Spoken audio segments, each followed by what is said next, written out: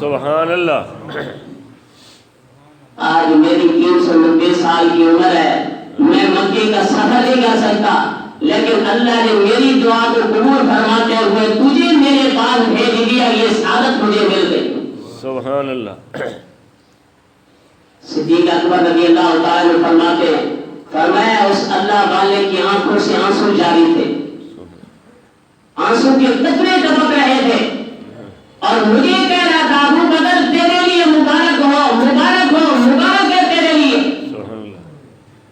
اللہ والے کیسی مبارک؟ وہ اللہ والا کہنے لگا ابو بکر مجھے لگتا ہے اس نبی کا ظہور ہونے والا ہے، نبی نبوت کا اعلان کرنے والا ہے، اسے نبوت ملنے والی ہے۔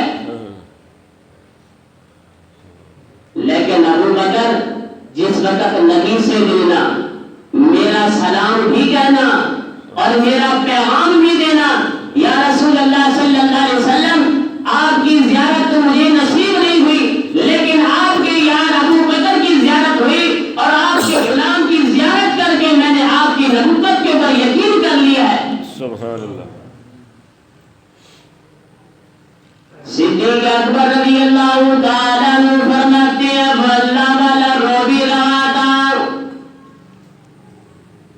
آنکھوں سے آنسو بھی جاری تھے، اللہ اکبر، اور یہ زبان غار سے بھی کہہ رہا تھا ما بالک یا ابا بکر،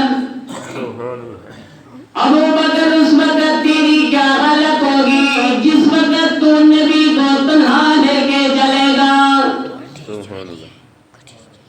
ما بالک یا ابا بکر، اس وقت ابو بکر تیری کیا حالت ہوگی جس وقت نبی تیرے کندھوں کے اوپر بیٹھا ہوگا۔ سبحان اللہ۔ ما بالک یا ابا بکر، ابو بکر اس وقت تیری کیا حالت ہوگی جس وقت نبی کی یہ رحمت والے ہاتھ تیرے سر کے اوپر رکھے ہوئے ہوں گے۔ سبحان اللہ۔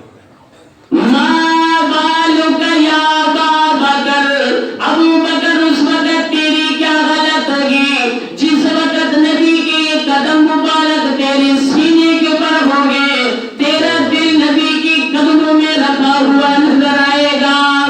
سبحان اللہ۔ وہ اللہ والا رو بھی رہا تھا، آنکھوں سے آنسو بھی جا رہے تھے، اور یہ کہہ بھی